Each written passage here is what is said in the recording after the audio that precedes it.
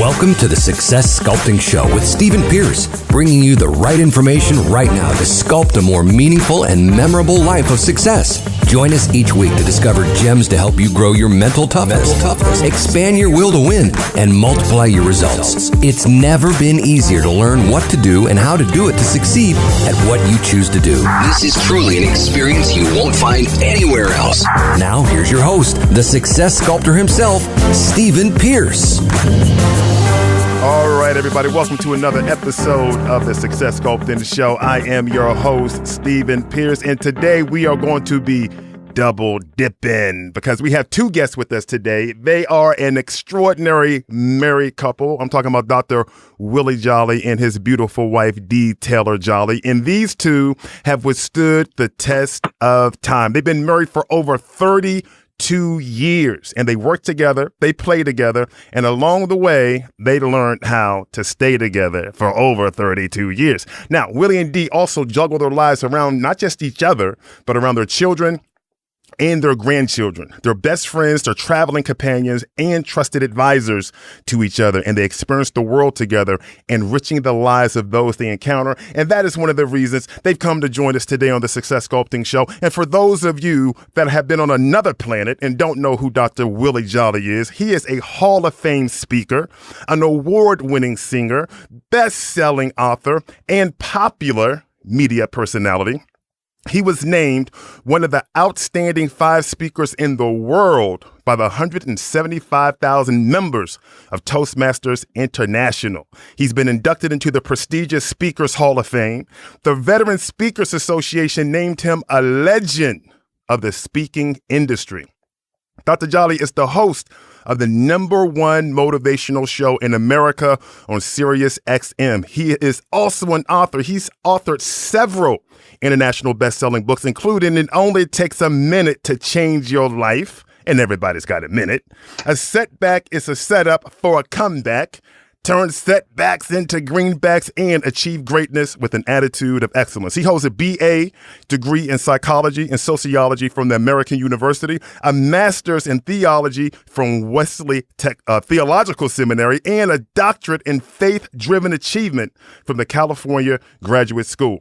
But hold up, wait a minute. We have his wife, Taylor Jolley. She's the COO of Willie Jolley Worldwide. She is also the Chief Learning Officer for Jolley University, which is the training and development division of Willie Jolley Worldwide. Now, before working with her husband, Dr. Jolley, Dee was a high school teacher, a corporate trainer, and a congressional aide. And as an educator, she was honored as a Teacher of the Year with the D.C. Public Schools. She was a trainer for the American Management Association and the training director for the National Association of Home Builders. She went on to serve also as a staff member to several members of Congress. And she also holds a BA in political science from Howard University and a master's degree in curriculum design from the Catholic University of America. They have enough education and experience to have lived multiple lives. Welcome to the Success Sculpting Show, Dr. Willie Jolley and his beautiful wife, Dee. Welcome to the show.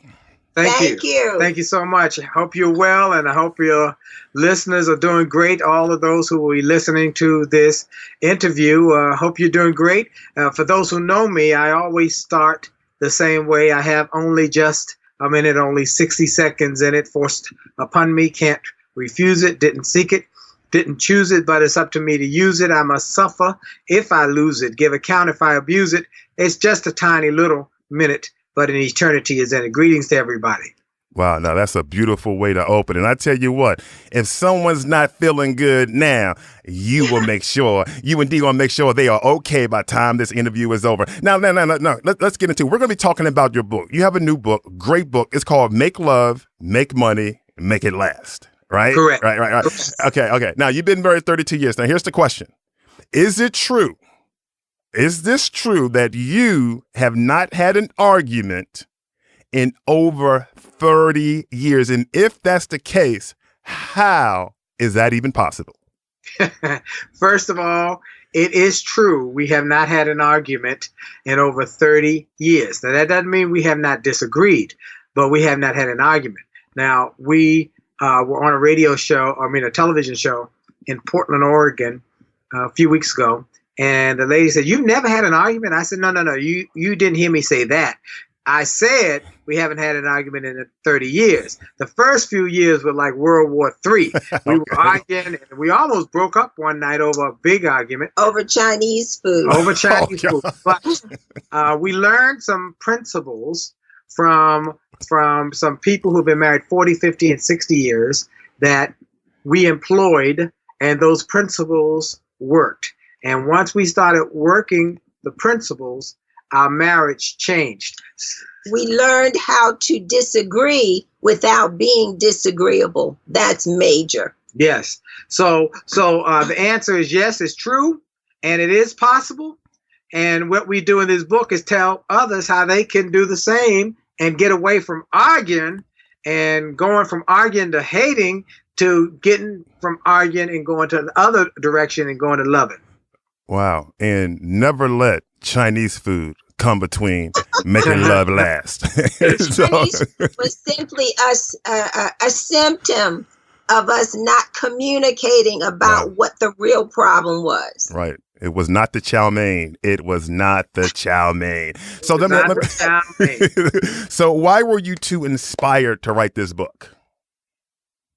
Our son encouraged us to do so because, as he shared with his friends, I like being with my parents. He would get, I don't want to go home to my family. They argue, or my parents are divorced. And our son William said, well, I've never really heard my parents disagree or argue. And they were like, I don't believe you.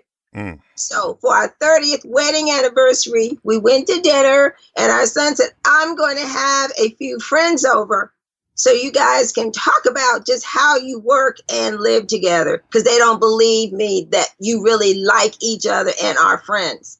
We came home. We had about 100 people eating pizza, and that's when we talked about what we were then calling tips for a happy marriage. And the tips turned into make love, make money, make it last. Make it all last. Now, make it, yes, that's right. Right. Be long on the love and long on the money. Right. So let me ask you this now for the listeners that are tuned in and they're like, man, I can't even get a date, not to mention get married. So I guess my question is the book only focused on marriage, or is there other information in there that comes from others or that other people can get if, let's say, they're not married? It's a whole chapter, in fact, that we focus on for those not yet married. And that's at the end of the book, yes. We had a whole chapter with some really incredible information to help people choose the right one to marry. What I tell people, tell my son, tell everybody who I get an opportunity to share who's not married, I tell them, look, the most important decision you will ever make next to your faith is who you marry, because that person will be responsible or we're responsible for 90% of your misery or 90% of your joy.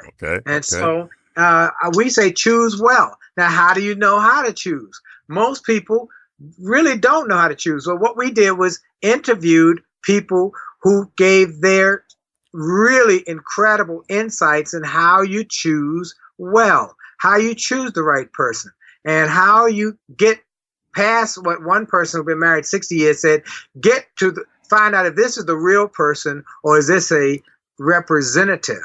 So there's some actual strategies there in that chapter. Yep. Like the 3-day test, the 5-day test, yes. The 30-day test. I mean, there's some tests. You got to put some tests on. So it requires some work. Yep. Right. So for the guys out there that think the test is how thick are her thighs, big is her butt, and thin is her waist, that's not the test, right?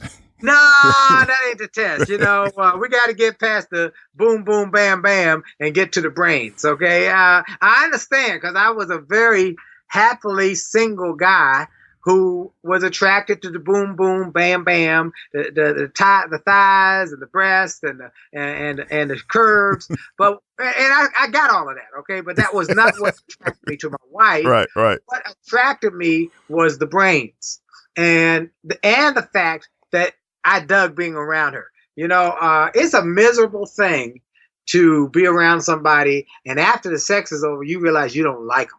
Friends first. That is key. Friends first, not freaky first. That's right. No. Friends first, and then worry about being lovers. Okay. Right. So I guess people have it backwards. People marry for all sorts of reasons. Mm-hmm. They get married for all sorts of reasons. They get married because somebody looked good. They get married because somebody had some money. They get married because they needed a green card. They get married because they got pregnant. They get married because their biological clock is ticking. They get married their girlfriends all got married. People get married for all sorts of reasons. And we say that it's critically important that you choose well and you be thoughtful. Not like thoughtful, I'm going to be a thoughtful person, but full of thought. You are thinking about this decision. And I must say, I married well. Let me make it clear. I married well. My wife is not just my best friend. She's my business partner. She's brilliant.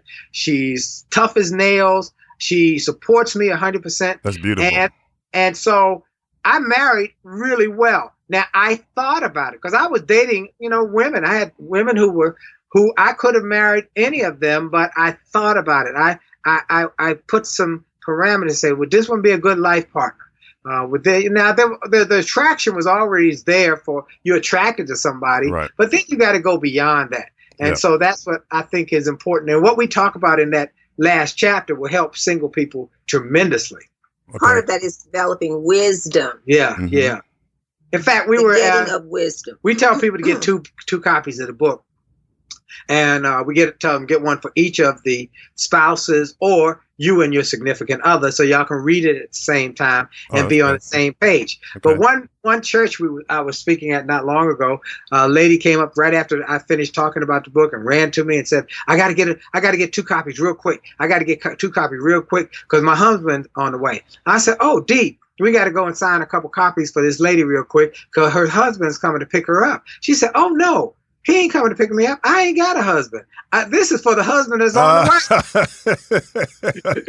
I think it's interesting to note that the way the book is written, it gives you strategies, like 4 or 5, what we call Jolley advice tips at the end of each chapter. Okay. So you can take that and do it then. You can employ the information because it's practical and you can start to use it right then. And the other thing I think that makes what we have written very unique is while we have, here are our principles, our tips, but it is written from 2 different perspectives.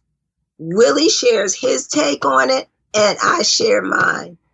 And while we're saying the principles are the same, but our stories as to how we implemented that is very different. Wow. You just mentioned a moment ago that people get married for various reasons. So let's go on to the other end of that, how marriages break up. What are the top 3 or 4 issues that end up breaking up marriages? Sex, money, communication.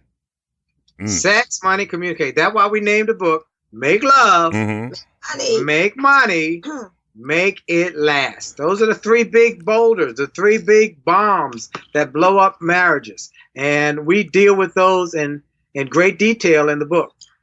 Now, I say that sex means something different for men than it does for women. Now, we both want the same things, but how we get there is very different. For women, we're looking at intimacy and security. Intimacy can lead to sex, but sex does not necessarily mean intimacy. Intimacy, women like to talk, they like to be cuddled, they like to be held, they like to be listened to, valued, respected, and it's wrapped up in intimacy, which often leads to sex. Men, on the other hand, men need 2 things. Listen, everybody. And women who are listening to this, understand what I'm saying. Listen carefully, women. men need two things, critical: sex and respect. And I don't know which one is more important, okay? They both are critically important. They need sex and respect. And now, sex is, so men think about sex all day long. Studies show that men at least 17 times. 17 to 20 times a day you're thinking about sex. And then they need respect.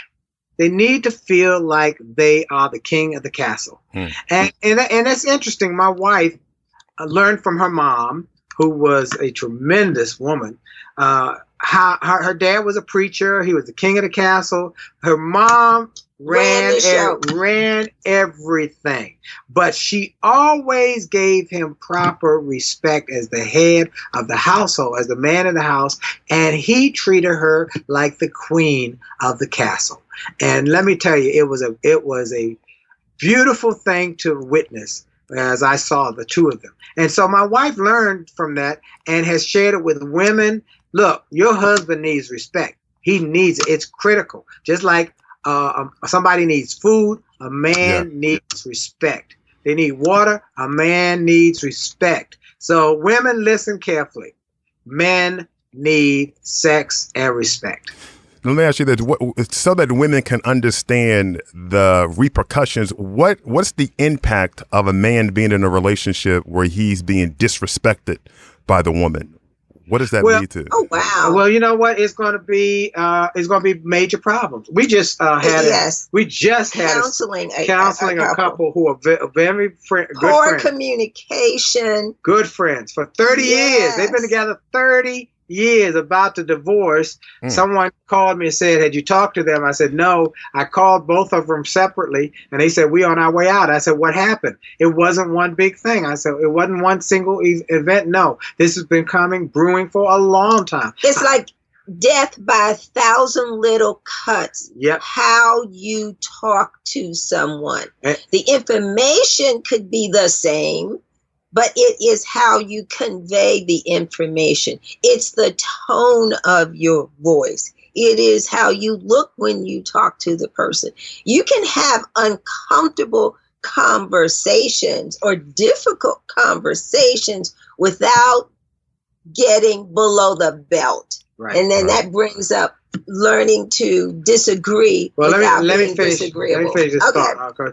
Because this woman of the couple, she came from a single mom household, and maybe her mom talked badly about her father because he wasn't there. He left. Who knows? I don't know their story. Well, she didn't know how to manage, how to handle her husband. Well, but she was this. She took other people's sides other than his from early on in the relationship, and she would disrespect him. I mean, she even told me. Even in front of the children. Yeah, and so it created a major problem where he felt disrespected and devalued, and that can play in everybody's court, okay? So that is why it is critically important, and if you don't, you're going to have problems. Now let's talk about sex. One more thing about sex. The name of the chapter in the book about sex is Sex, Headaches, and Other Lies. Yeah.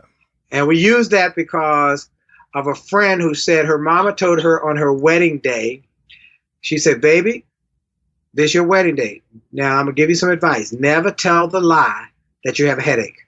Never tell that lie you got a headache. Because when you tell that lie that you got a headache, understand there's a woman somewhere with an aspirin in her pocketbook." Now, here's the point. Sex should never be used as a weapon. Right. As get back to somebody, as a tool to get what you want. You know, that's not a good idea. Not a good idea. Withholding sex, no, it's not a good tactic. I would not recommend that one. And that's why we call it Sex, Headaches, and Other Lies. Wow. Now, a few moments there, D, you were talking about how you can have those hard, difficult conversations, and you were starting to talk about agreeing about disagreeing, right? And that's actually a chapter in the book. So how do you handle disagreements? Right. learning how to disagree without being disagreeable. And we learned that as a result of the struggle over the Chinese food. Willie is cheap. Some would say frugal. That's probably a nicer way of saying it. But tight with $1. Tight. And I'm going to hold that until somebody scream. Somebody going to scream. And my brother was coming to visit for the first time while I'm married and in D.C. And I wanted to impress him. And the number of dishes that Willie had selected, I thought it was too few. And we ended up in a heating, almost shouting match at the carry-out counter of the Chinese food restaurant carry-out, because I felt that he was being cheap and I was going to be embarrassed. As a result of that, Willie was wise. He said, okay, we'll get what you want. But he was right. It was too much. We had food left over. A lot of food.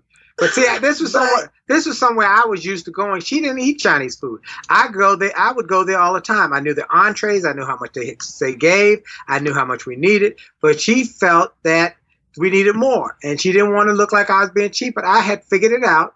And we had more than enough with what I had ordered. But we doubled the order, got more than what we needed. And we dialed it back. Here's what happened. I told her we needed this. She said we needed more. I said we need this. She said more. I said that's all we need is this. She said we need more. I said this is all we need. This is all I want to pay for. And he was loud. And I got louder and she got more intense. I got louder and intense and she put her finger in my face and said, I will leave you. Woo! Dial it back. Dial it back. Okay, let's dial it back. I'll get whatever you want. Got it. More than enough food. Far too much. We wasted a lot of food and money. But it was the end of the evening after the guests were gone that we then had the conversation. What happened here? How can we change this? We can't function this way. What is the real problem? And that is how we learn the strategy of, okay, what is below the belt? What sends me off the rails? What makes me so upset that it's like the bull in the china shop? And we each put our issue or issues on the table, and then we agreed we would not go there because that is the ultimate in disrespect. So we then learned how to peaceably disagree and come to an agreement as to how we would handle different situations. But the key is, what is it for you that drives you over the edge? What's below your belt? What is your one thing you can't stand? So she said, I don't like people hollering at me. My daddy didn't holler at me. My brother didn't holler at me. I don't like people hollering at me. I said, I don't like people threatening to leave me. So we put that on the table. Until 30 years have gone by, I haven't hollered at her. She hasn't threatened to leave me. We have had disagreements, but we've not been disagreeable. So that is why this is a huge point. So that is why we give that chapter away to everybody who goes to the website. Download it absolutely free. Tell them the website. Yeah, where's the website? Jolleymarriage.com. Jolleymarriage.com. Jolley Marriage, Jolley, jolleymarriage.com. And get that free chapter. Yeah, get that free chapter. We'll also have that on the show notes for this show. But I guess my question is, have you ordered more Chinese food? Oh, yeah. Okay, all right. Now we understand how to do it right now. All right, good. So let me ask you, I know the book is focused primarily on marriage, but is the book really only for married couples? Because it almost sounds like a lot of these principles can apply to people that are in business relationships and just other kinds of human interaction. Yeah, it can have an impact because there's some principles in there that we take from the business community. Most people know me because I speak to the business community, to Ford Motors and GM, Walmart, Verizon, Prudential, Chevron. I speak to Johnson & Johnson, Procter & Gamble. So I make my living giving speeches to major corporations. Plus, I replaced Zig Ziglar on the Get Motivated tour a few years ago and have traveled around the country with Les Brown as doing a tour. So I make my living speaking to businesses. And so some of the principles were principles that also transferred or translated into the business success story. So I would encourage everybody to get a copy. In fact, get 2 copies. As I said, get 2 copies. One good lady last week, we were somewhere, and she bought 10 copies. Oh, wow. And let me tell you what I'm so excited about. We got a call 2 days ago from Kuwait. Somebody said, where can I get the book? I'm calling from Kuwait. Kuwait? Yes. How did you even hear about it? I saw this interview online that you did, and it was exactly what I need for my relationship. So we encourage people to get it. And let me tell you something, Stephen, is that many people are successful in their business life. They're making money, but they don't want to go home after work is over. They don't want to go home. Right. They go to a bar. They go to somewhere, anywhere but going home. There's research that says that 50% of people get divorced, who are married get divorced, but of the group which is left, at least 40% of those are not happy in their relationship. So they go to the bar or they work really late. Hope she sleep when I get home, or hope he gone to bed when I get home. And then but it speaks to the lack of positive communication. If you don't know how to talk to somebody, how to talk to the person that you say you love, that you sleep with, then you are miserable. So the strategies there are transferable because it gives you a perspective on not just how to, but why. Right. It is to your advantage to learn how to communicate effectively, because the communication affects the sex. It affects the money, how you manage the money. It affects everything. We have a chapter in the book called Leave the Drama with Your Mama.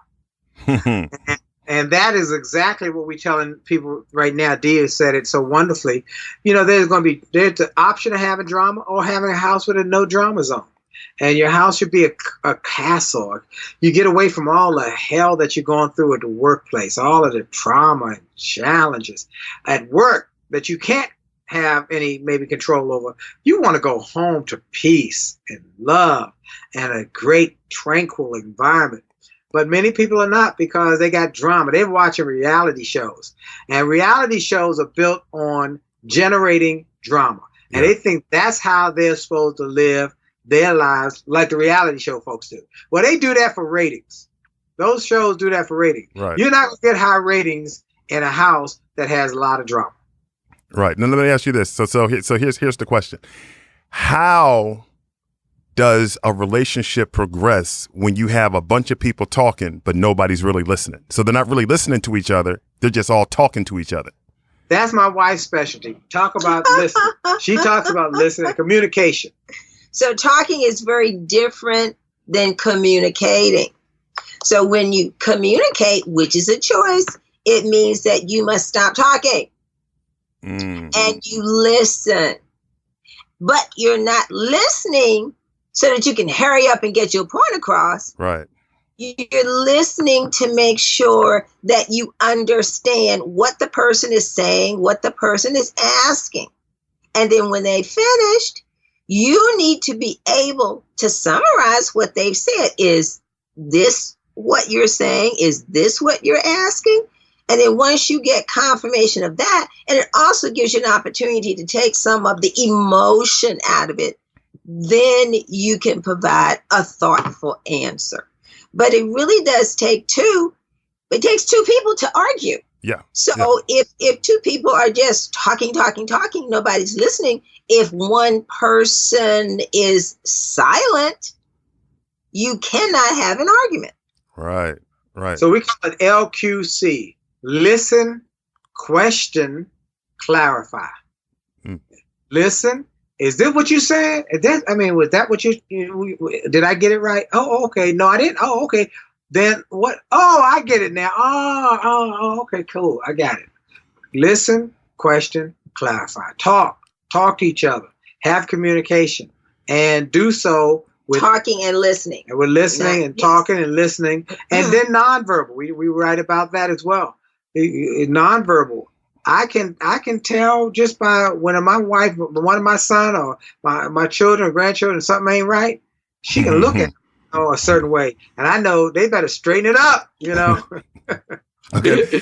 So what about the conversation someone is having, and then the whole conversation gets derailed because they start putting words in the other person's mouth. Let's just say, for example, you say, "Hey, I don't think this is a smart thing for us to do," and then they say, "Oh, so now I'm stupid." So now I'm stupid. You get those. That's inflaming. Oh my goodness. So that happens all the time. You look good today. Well, I didn't look good yesterday. Part of that is a security issue. Yeah, I was going to say that's clearly a self-esteem issue. Yeah. So that's not what they just said is not the problem. The problem is way back down the road when they felt devalued, and that was not dealt with. So what I would say if somebody had that kind of comment and said, I'd say, let's dial it back. Let's dial it back. And let's go back to where that emanated from. Yes. Where did that come from? Come on, tell me the truth. I'm listening. Tell me what the problem. Let's talk about, do you feel devalued? Rather than them saying, well, you didn't say that yesterday or whatever. Oh, let's dial that back. Let's go back to that's not really the problem. That's not the problem. Right. Okay. So, and maybe that's the same answer to this question. We'll see. What about the man or a woman that's dealing with someone? Because you brought up self-esteem. They're dealing with someone that has a whole bunch of insecurities and jealousies, and they're constantly accusing the other person of something they're not even doing. Yes. Creating, wreaking havoc on the relationship. How's that dealt with? Well, we talked about that. We had a couple who came to dinner, and they're going through exactly that. Exactly. Seeing stuff that ain't there. Somebody that's back to a self-esteem issue and how you see yourself. Because I don't care what the other party says, it's all in that person's head.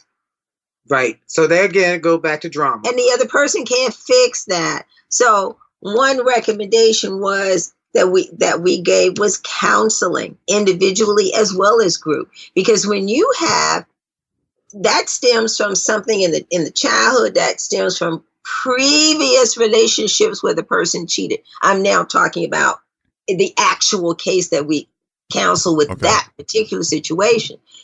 There's nothing that the intended mate, they're planning on getting married, can do about that. The person has to go to counseling to get at the root of it.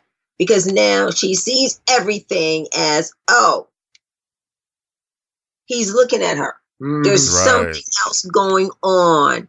She touched him, and it really is in her head. There's some things in the book that I think will help those couples, because that happens.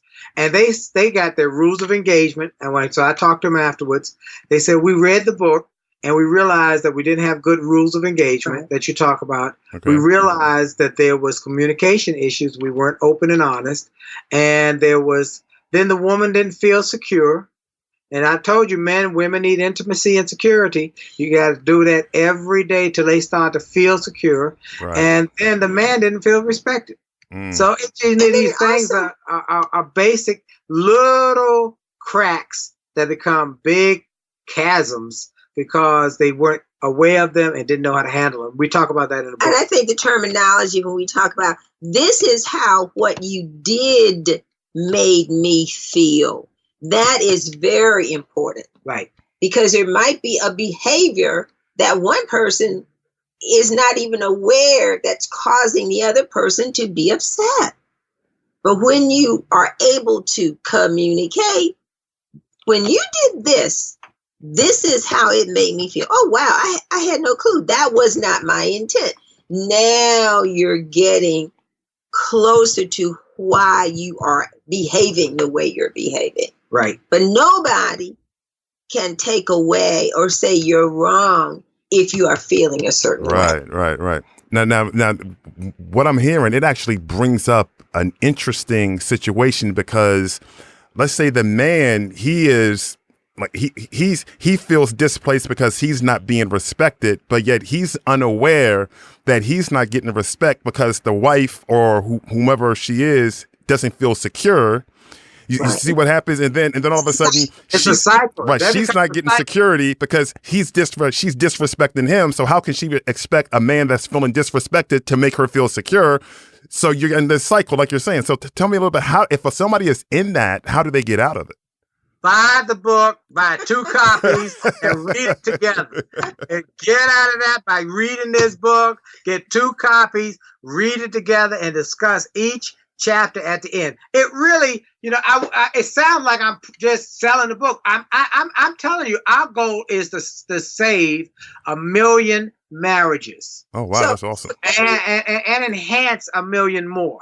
And this book has taken 2 years, not only of our experience, but of people who we interviewed who've been married 40, 50, and 60 plus years, almost 70 years, and they gave their advice. And it's so profound that for me, that would be it's like a doctor who said, I went to the doctor and I said, I got this pain on my thumb and it's hurting. And he touched it. Oh God, it hurts. He said, here's the prescription. Go ahead and do this. It'll be fine. But the key is that you have to do it. Yeah, you got to do it. So the information is there, but you've got to take action. And I think that's the next difficult step. So, okay, agree with Willie. Get the book and read it. But then you've got to do it. And sometimes people, emotions prevent them from doing what they know they need to do. Put one foot in front of the other. It's getting started. Now, with the book, it should be easy to do because you mentioned earlier that there are action steps, right, at the end of each chapter. Okay. Yep. Now, what about those that are on the path? They don't want to walk into a war zone, right? They don't want the bride from hell or the groom from hell, right? So what kind of advice can you give to those that are in search for that right mate? That's what we talked about. Yeah, well, but here's what I would say. If you're going to search for the right mate, number 1, friends first. Yes. Number 2, if you see drama early, you're gonna probably see it again. So go the other way. Okay, let's pause right there. Yeah. Because people will have a tendency to overlook those early signs. Right. They're hopeful that I'm so in love, or I know they got a problem, but I could change it. Okay. I'll change them. Okay. I'll change them. Let me tell you something. You see drama early, you probably going to see it again. Go another way. Don't waste your time. Go fast. Don't waste time. So the answer is that you've got to read that chapter on singles, go through the lessons, go through the test, the 3-day, the 5-day, the 30-day, and say, okay, I see something here now that I've got to be aware of. And then we tell you got to make decisions. And how do you make a wise decision? Well, we have a formula for making a wise decision in your choosing, as well as making wise decisions in whether you cheat or not. Okay?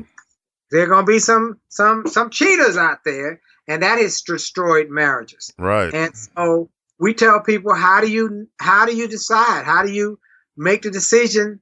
I'm not going to take advantage of this opportunity that this woman has come to my door or my job or looked at me or gave me her number. I got an opportunity. Do I take advantage? Well, you have to ask the 4 questions, as well as 4 questions about how you're going to deal with the single life. First question is, what's the best that could happen if I do this? Second question is, what's the worst that could happen if I do this? Third question is, what's the most likely thing to happen if I do this? Fourth question is, am I willing to live with the worst to get to the best? And if the answer is no, then you walk away. So I'll give you a scenario. I used to travel a lot by myself. Now we travel together because the kids are grown. But when I first started my speaking business 25 years ago, I spoke all over the country, and my wife was home raising the children. Right. And there would be times when women would come and knock on my door, my hotel door, and say, hey, I'd like to have some company this evening.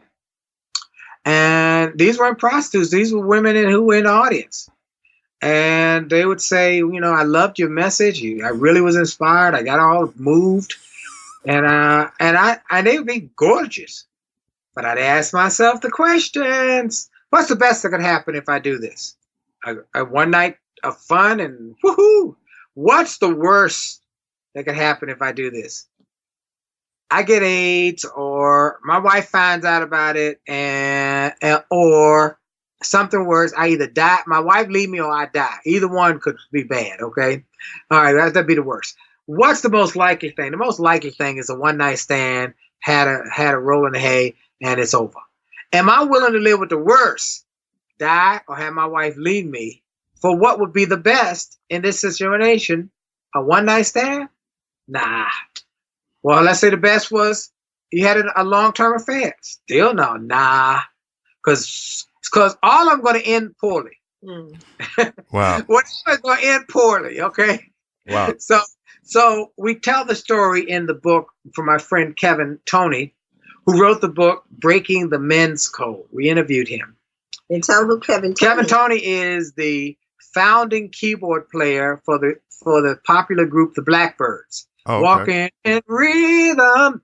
And Kevin, when he graduated from Howard University, the Blackbirds had the record out. They became famous. He had a beautiful girlfriend, and he decided to get married.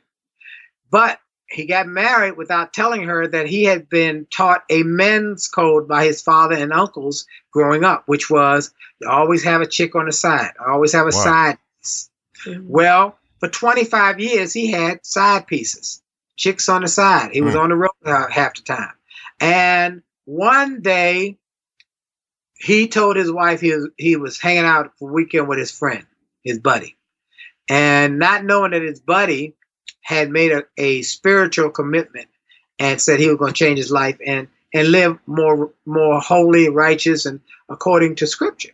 And so the wife calls the friend trying to reach Kevin, and the friend said, he's not here.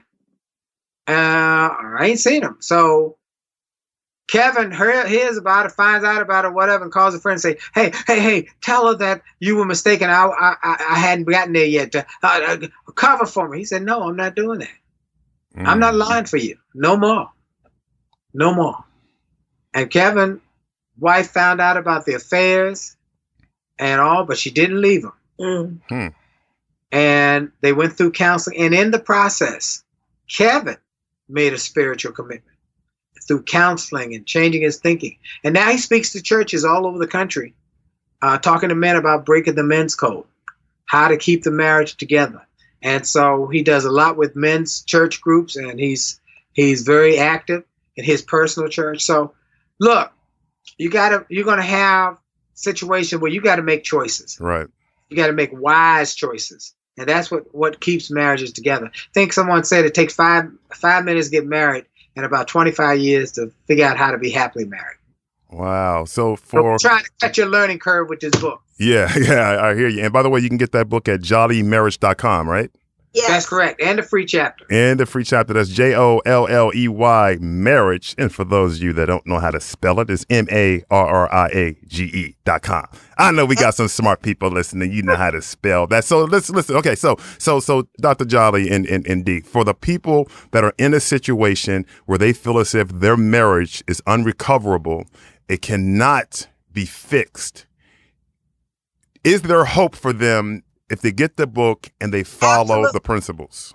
Yep. We've had so many couples who are on their way to divorce court who read the book and made a U-turn. Okay. So to that point, if for somebody that's listening that's not even married, I mean, this is a good point. If they have friends or associates that are in situations where they're about to get divorced or something like that, they can get a book for them as a gift or something, right? Absolutely. Exactly. That happened the other night. We were at a dinner, and the young lady said, "I'm not married, but my sister just got married in July, and she and her husband argue all the time. And they won't listen to me because I'm saying you should not argue all the time, and you just got married." They haven't a clue. Wow. She bought 2 copies of the book. That is not healthy. They don't have a positive role model to learn from. And the book serves as a positive role model because many people don't have anyone around them. They might have come from a broken home or one where a single parent and the dynamics is just very different. So you don't know how to interact. And Dee sent somebody a question. Oh, by the way, on the jollymarriage.com. Oh, they can ask questions. They can ask questions. Oh, beautiful. Submit questions. And many people know I have a very popular Sirius XM show, and we do probably once a quarter, we answer your questions from the book, and we did it just recently, and great questions. One of them was exactly right what you just asked. Well, how do they know? Well, you get mentors. Look, there are two ways to get to any goal: mentors and mistakes. Both will get you there. One just gets you there with less headache, heart, and knots upside your head. Right. So get a mentor, marriage mentor, and if you don't have one, get the book, and there'll be lessons in there. There's something that you said, though, that I want to make sure I share. It's people who are going to divorce. Is there room or possibility of fixing it? Right. And is there a possibility that they will stay together through the challenges? And what we talk about in the book is decide to make it last. Love is an emotion. Is an emotion. Marriage is a decision. I love that. And you got to decide. And we tell the story about my neighbors who I grew up next to their household, knew them, their 4 children. And when the husband died early last spring, I was asked to give a eulogy, only to find out when I was there. I had seen them, by the way, I'd seen them, the husband and wife, maybe a year ago when I rode in the old neighborhood. They were sitting on the porch holding hands and on their rocking chairs holding hands in their 80s. Well, come to find out, the husband had 2 children out of wedlock 30 years ago. Wow. By 2 different women. And his wife stayed with him. And they went through that storm. And as a result, in their 80s, they were able to be on the porch holding hands together. Now, the lesson from that is this. When you get married, you go through a series of questions. They're called marriage vows. And those marriage vows state, will you take this person for richer, for poor, in sickness or in health, for better, for worse? My question to you is, and that we ask in the book, is what's worse? What is worse? And y'all should talk about that in your conversations as you prepare to get married. What's worse for you? Some people say worse is infidelity.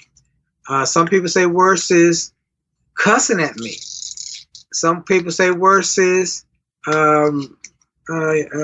ignoring me. I don't know what worse is, but what's worse for you?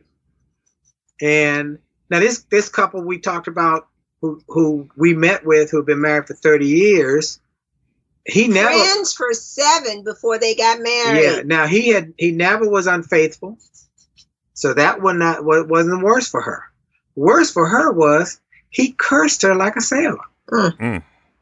Told her to get the F out of his effing house and her effing mama.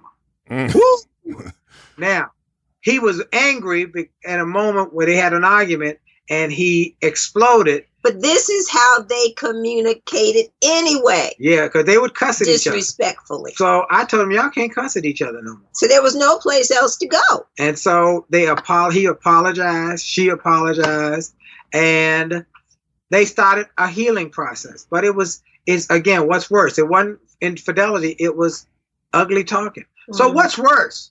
And then once you say, I'm staying through the worst and we'll fix the worst. So just like my friend Kevin Tony's wife did not leave him when he had infidelity.